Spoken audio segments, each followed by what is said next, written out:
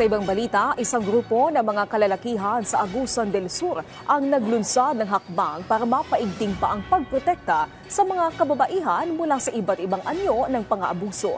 Ang mga yan sa sentro ng balita ni Phil Golora ng PTV Agusan del Sur. Batay sa datos ng Department of Social Welfare and Development at ERPATS Caraga, sa kasalukuyan, 17.5% ng mga Pilipinang may edad 15 hanggang 49 ang nakaranas ng pang-abuso mula sa kanilang intimate partner. Kabilang na dito ang pisikal, sexual, psikolohikal at ekonomikong pang-abuso. Kaya naman sa Agusan del Sur, sinimulan nitong Miyerkules ang 18-day campaign to end violence against women. Pinangunahan ito ng mga kalalakihang tutol sa pang-aabuso sa mga kababaihan, ang Men Opposed to Violence Everywhere o MOVE, na nagsagawa rin ng isang summit.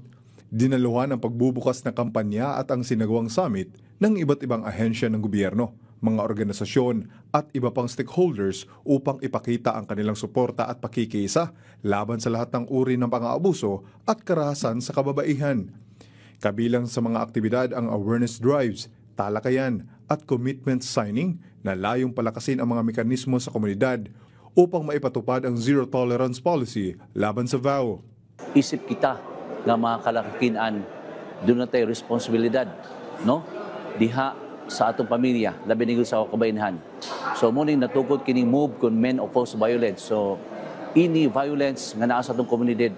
So oppose kita niini og alayon or kaagapay kita nining atong kababainan silang kausa nila labi ni kining sa ilang fikat bawsi nga mga activity. Sa pamamagitan ng MOVE Summit, binigyan din ang malaking papel ng mga kalalakihan at hinikayat silang maging aktibong katuwang sa pagwawakas ng gender-based violence.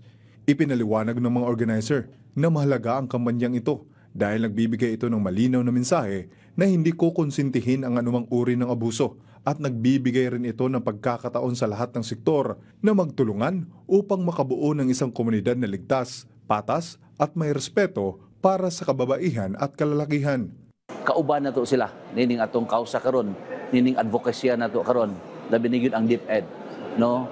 Sa DepEd labi na gyud diha sa ilang mga pupils o mga estudyante nga naapod ang mga complaints or mga violations nga nakuha niya.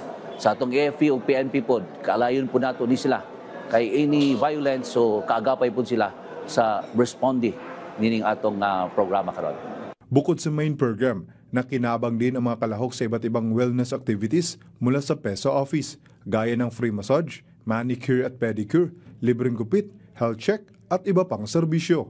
Phil Golora ng PTV Agusan del Sur para sa Pambansang TV sa Bagong Pilipinas.